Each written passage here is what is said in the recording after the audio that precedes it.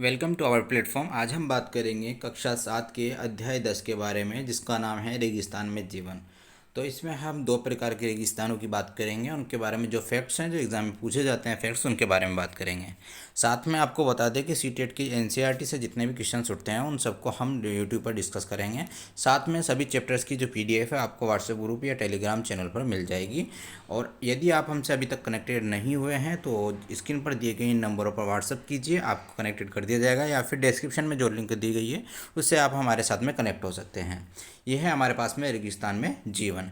ये सारा सब कुछ आपके लिए फ्री में है, पीडीएफ का कोई चार्ज नहीं है। तो शुरू करते हैं। रेगिस्तान तापमान के आधार पर कितने भागों में बांटा गया है? दो भागों में। कौन सा होते हैं? एक तो गर्म प्रकार के, एक होते हैं ठंडे प्रकार के। ठीक है ना। सबसे पहले हम पढ़ेंगे गर्म रेगिस्तान। गर्म रेगिस्तान मतलब गर्म प्रकार का रेगिस्तान। जो उसके बारे में पढ़ेंगे तो उसके लिए हम एग्जांपल लेंगे सहारा का रेगिस्तान, मतलब सहारा मरुस्थल के बारे में हम पढ़ेंगे। कहाँ पर स्थित है ये है हमारे पास में उत्तरी अफ्रीका में के बड़े भूभाग पर। ठीक है। तो पूछे सहारा कहाँ पर स्थित है? अफ्रीका में, अफ्रीका के उत्तरी भाग में। अब विश्व का सबसे बड़ा रेगिस्तान क्या है? सहारा का रेगिस्तान है। आगे हम बात करेंगे। लगभग 8.54 लाख वर्ग किलोमीटर पर फैला हुआ है। साथ में आपको बता दें ये कितना बड़ा एरिया है। आप इससे अंदाज़ा लगा सकते हैं कि भारत का जो टोटल क्षेत्रफल है वो कितना है? 3.2 लाख वर्ग किलोमीटर। तो आपसे इससे अंदाज़ा लगा सकते हैं कि दुगना ढाई गुने से ज़्यादा अपना क्या है, सहारा का रेगिस्तान है। ठीक है।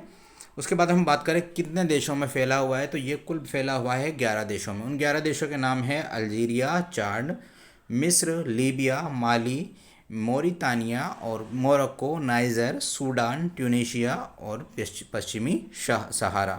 इन सबको आपको याद करना है। टोटल 11 देशों में फैला हुआ है सहारा का रेगिस्तान, सहारा का मरुस्थल। अब हमने मैक्सिमम देखा है हमारे इधर आसपास में मरुस्थल में क्या मिट्टी पाई जाती है? बूढ़ा पाया जाता है। ठीक है ना। तो यहाँ पे बालू के अलावा, बूढ़े के अलावा क्या पाए जाते हैं? बजरी और साथ में मैदानी और नग्न चट्टानों को उत्थित पठार पाए जाते हैं। और जो उनकी ऊंचाई है वो कितनी है? 2500 मीटर के लगभग ऊंचाई कई कई जगहों पर देखी जाती है। तो ये नॉर्मल जो रहता है उससे अलग मरुस्थल है, जिसमें बजरी और मैदान और चट्टानें भी पाई जाती हैं। अगर हम बात करें सहारा के मरुस्थल की, तो एक समय में ये क्या था? एक पूर्णतः हरा भरा मैदान था। अभी ये मरुस्थल है, गर्म मरुस्थल है, लेकिन इससे पहले ये क्या था? हरा भरा मैदान था। जलवायु की बात करेंगे तो अत्यधिक गर्म जलवायु है। उसके बाद में अल्पकालिक वर्षा कैसी होती है? कम होती है। जहाँ पर वर्षा कम होगी वही मरुस्थल कहलाएगा। ठीक है ना।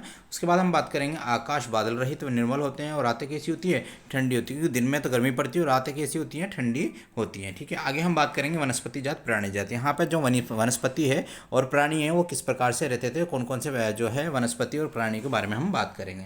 ठीक है ना।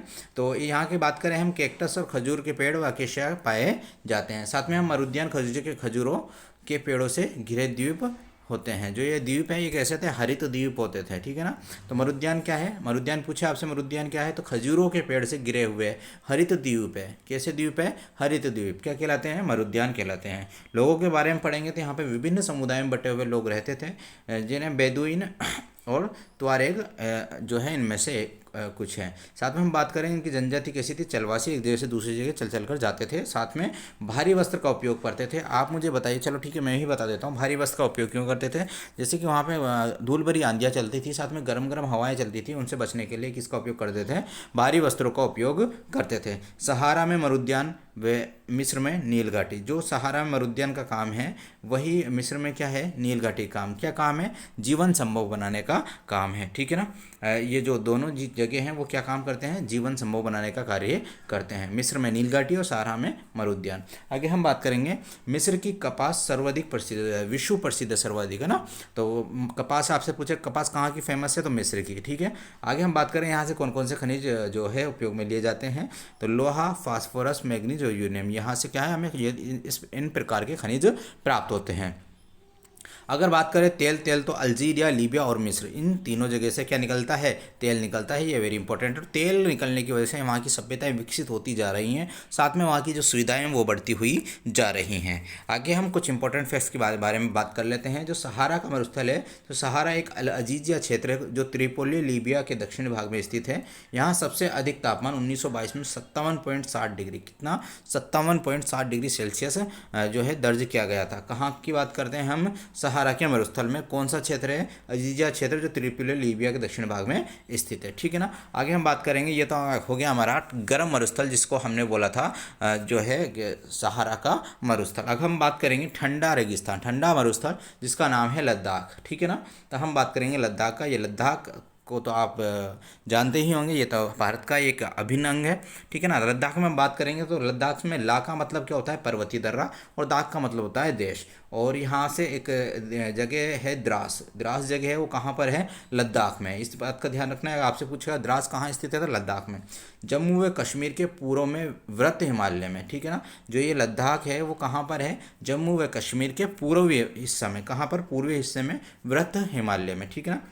उत्तर में क्या है इसके? काराकोरम पर्वत श्रेणियाँ हैं, दक्षिण में जास्कर पर्वत श्रेणियाँ। अनेक नदियों जैसे सिंधु नदी, उनमें से एक एग्जाम्पल है। बहुत सारी नदियाँ जो है लद्दाख जो मरुस्थल है उसमें होकर निकलती है, उनमें से इंपॉर्टेंट कौन सी? सिंधु है। अगर हम बात करें हिमानी की, तो हिमानी कौन सी? गेंगरी हिमानी। ठीक है ना। आगे हम बात करें लद्दाख।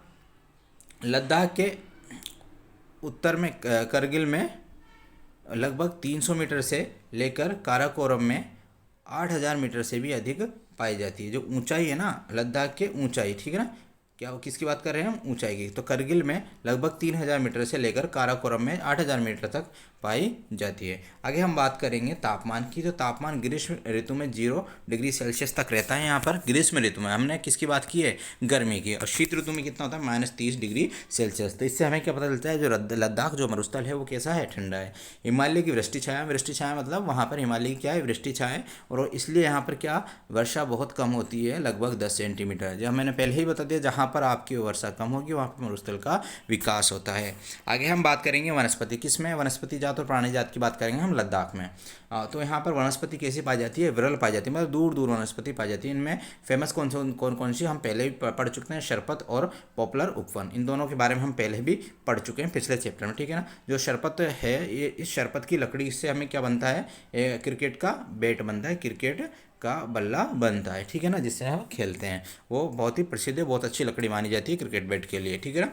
और यहाँ से और क्या मिलते हैं हम? सेब, खुबानी और अखरोट के पेड़ यहाँ से पाए जाते हैं। जंगली बकरी, भेड़, याक ये सारे जानवर पाए जाते हैं। याक का दूध किसके लिए उपयोग में आता है? पनीर और मक्खन बनाने के उपयोग में आता है। ठीक है ना। और पक्षियों की बात करें तो रोबिन, रेड स्टार्ट, तिब्बती स्नोकॉक, और इसके बारे में हम बात करेंगे। स्नोकॉक के बाद में हम बात करेंगे तो देखेंगे रेवेने और हॉप, ये सारे क्या हैं? यहाँ पे पाए जाने वाले पक्षी हैं। रोबिन, रेड स्टार्ट, तिब्बती स्नोकॉक और रेवन हॉप। ठीक है ना। आगे हम बात करेंगे यहाँ के लोगों के बारे में। तो लद्दाख क्षेत्र में अनेक बौद्ध मठ अपने परंपरागत गोपा के साथ स्थित है। ठीक है ना। तो गोपा वर्ड कहाँ से जुड़ा हुआ है? लद्दाख से जुड़ा हुआ है। और किससे जुड़ा हुआ है? बौद्ध मठ से जुड़ा हुआ है। अगर यहाँ के प्रसिद्ध बौद्ध मठों के बारे में हम बात करें तो प्रसिद्ध बौद्ध मठ में आता है हेमिस, थिक्से, शे और लामायूरू। ये सारे क्या हैं? यहाँ के प्रसिद्ध बौद्ध मठ है। कहाँ के? लद्दाख के। आगे हम बात करेंगे लद्दाख की राजधानी क्या है? लेह। ये तो सबको आपको याद ही होगा। और NH-1A यहाँ कहाँ से निकलता है? लेह से। लेह को जोजिला से जोड़ता है। कौन सा? NH-1A। ठीक है, लेह को जोजिला से जोड़ता है। अगर हम बात करें मनाली लेह जो राजमार्ग है, वो 4 दर्रों से होकर गुजरता है। कितने दर्रों से? 4 दर्रों से होकर गुजरता है। इनमें पहला है रोहतांग दर्रा, दूसरा है हमारे पास में बारालाचाला, तीसरा है लुनगालाचाला, और चौथा है टंगलंग ला। ये सारे 4 दर्रे मनाली लेह राजमार्ग पर से गुजरते हैं। ठीक है ना। आगे हम बात करेंगे राजमार्ग केवल कब से कब खुलता है? जुलाई से सितंबर के बीच में खुलता है। कुछ इंपॉर्टेंट फैक्ट्स के बारे में हम बात कर लेते हैं, जैसे कि लद्दाख को खापा चान भी कहते हैं। तो लद्दाख का दूसरा नाम क्या है? खापा चान है। ठीक है ना, जिसका अर्थ है हिमभूमि।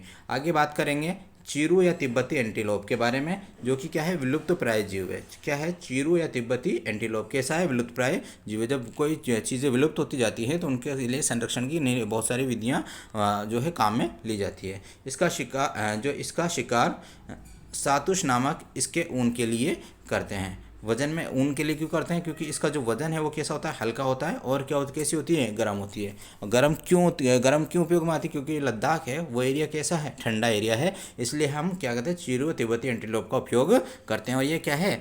विलुप्त प्राय जीव है। ठीक है ना। आगे हम आपको बता दें कि अगली जो क्लास स्टार्ट करने वाले हैं हम, वो है 7th क्लास के इतिहास की क्लास स्टार्ट करने वाले। इससे पहले 6th क्लास की जो इतिहास की बुक है वो हमने कंप्लीट कर ली है। उसकी सारी PDF आपको जो है टेलीग्राम चैनल पर और व्हाट्सएप ग्रुप पर मिल जाएगी, जिसकी जो लिंक है वो डिस्क्रिप्शन में दी हुई है। अगर वीडियो आपको अच्छा लगा हो तो लाइक करिए, और अगर चैनल पर पहली बार आए हैं तो सब्सक्राइब करें, शेयर करें। धन्यवाद।